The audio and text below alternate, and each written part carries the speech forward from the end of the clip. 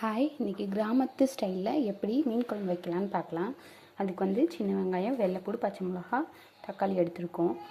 சின்ன வெங்காயம் வந்து நம்ம வந்து கம்மியாக தான் சேர்க்கணும். தக்காளி வந்து அதிகம் சேர்த்துக்கலாம். நம்ம புளி வேறு சேர்க்குறதுனால வந்து 2 தக்காளி தான் எடுத்திருக்கேன்.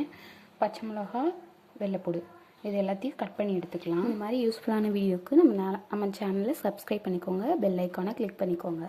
வாங்க வீடியோக்குள்ளே போகலாம். இது எல்லாத்தையும் கட் பண்ணி வச்சுட்டு எப்படி டேஸ்ட்டாக இன்றைக்கி வந்து மீன் குழம்பு வைக்கலான்னு பார்க்கலாம்.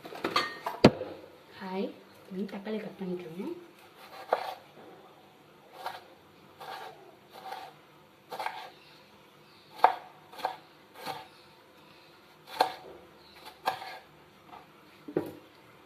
அடுத்து பச்சை மிளகாய் இப்படி கீரி போட்டாலே போதும். எல்லாமே கட் பண்ணி எடுத்தாச்சு. இப்போ வாங்க எப்படி செய்யலாம்னு பார்க்கலாம். ஹாய், ஸ்டவ் ஆன் பண்ணி பேன் வச்சாச்சு. ஹீட் ஆயிடுச்சு. ஆயில் ஊற்றிக்கலாம்.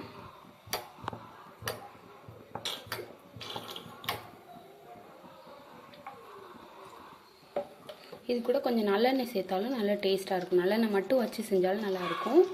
இல்லை கோல்டு வினர் கொஞ்சம் நல்லெண்ணெய் சேர்த்தாலும் நல்லாயிருக்கும். நம்ம கொஞ்சம் நல்லெண்ணெய் சேர்த்துக்கலாம். கொஞ்சமாக நல்லெண்ணெய் சேர்த்துக்கலாம். நல்லா எண்ணெய் ஹீட் ஆகட்டும்.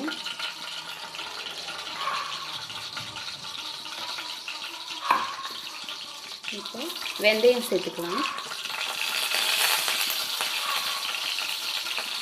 வெந்தயம் நல்லா பொரிஞ்சிருச்சு.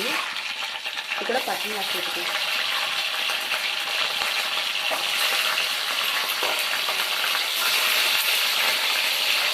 அதுக்கு கருவேப்பிலை சேர்த்துக்கலாம். வெள்ளைப்பூடு எல்லாத்தையும் எடுத்துக்கலாம்.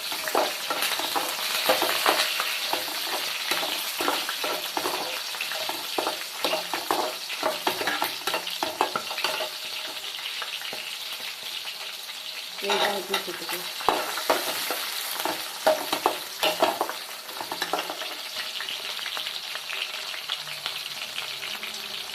நல்லா வெங்காயம் வதங்கினதுக்கப்புறம் தான் தக்காளி சேர்க்கணும். அது வரைக்கும் வதங்கட்டும். நல்லா வதங்கிடுச்சு.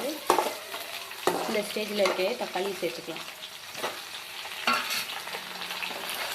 இது கூடவே கொஞ்சம் சால்ட்டு சேர்த்துக்கலாம்.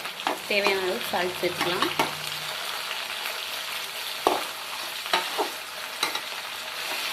தக்காளி நல்லா வதங்கிடுச்சு. இன்னும் கொஞ்சம் நேரம் வதங்கட்டும்.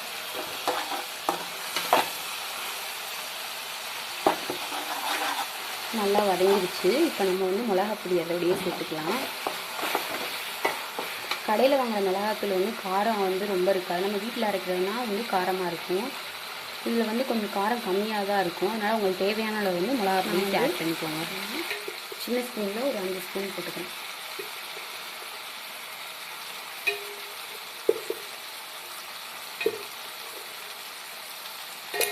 போட்டு நல்லா வதக்கிட்டுக்கலாம்.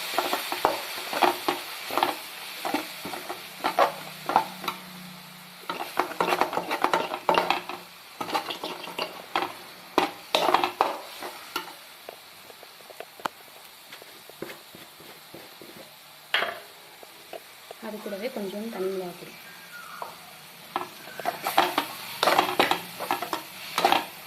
ஏன்னா வந்து மீன் குழம்பு, கறி குழம்புலாம் வந்து காரமாக இருந்தால் தான் நல்லாயிருக்கும். அதனால் கொஞ்சம் அதிகமாகவே சேர்த்துக்கலாம். இப்போது புளி நம்ம வந்து எடுத்து வச்சுருக்க புளியை கரைச்சி ஊற்றிடணும். நல்லா ஊறிடுச்சு. இங்கே வந்து இதை வந்து கரைச்சி அதோட ஆட் பண்ணிக்கலாம். புளி வந்து ஊற்றியாச்சு. நல்லா கொதிக்கணும். நல்லா கொதிக்க விட்டுட்டு தான் மீன் போடணும். நல்லா கொதிக்கிற அளவுக்கு வெயிட் பண்ணலாம். மீன் குழம்புல வந்து புளியும் காரமும் அதிகமாக சேர்த்துக்கணும். அப்போ தான் நல்லா டேஸ்ட் கொடுக்கும். நல்லா கொதிக்கட்டும். கொதிக்கிற வரைக்கும் வெயிட் பண்ணுவோம். நல்லா ஒரு 1/2 hour அது கொதிக்கணும். அதுக்கப்புறம் தான் நம்ம மீன் எடுத்து போட்டால் தான் டேஸ்ட் கொடுக்கும். வந்து நல்லா கொதிச்சிருச்சு. இப்போ நம்ம வந்து வாஷ் பண்ணி வச்சுருக்க மீனை வந்து நம்ம இன்றைக்கி வந்து கிழங்கா மீன் தான் வாங்கியிருக்கோம். அது வந்து இதோட அளவுக்கு இருக்கணும். நல்லா கெட்டியாகவும் இருக்கணும். அப்போ தான் நம்ம மீன் போட்டாலும் டேஸ்ட்டாக இருக்கும். உப்பு எல்லாமே கரெக்டாக இருக்கான்னு பார்த்துக்கோங்க. பார்த்துட்டு அதுக்கப்புறம் வந்து நம்ம மீன் வந்து ஆட் பண்ணிக்கலாம்.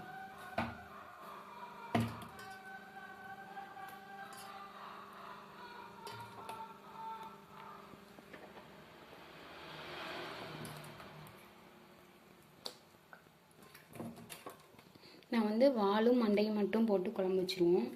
துண்டமாக இருக்கிறத வந்து ஃப்ரை பண்ணிடுவோம்.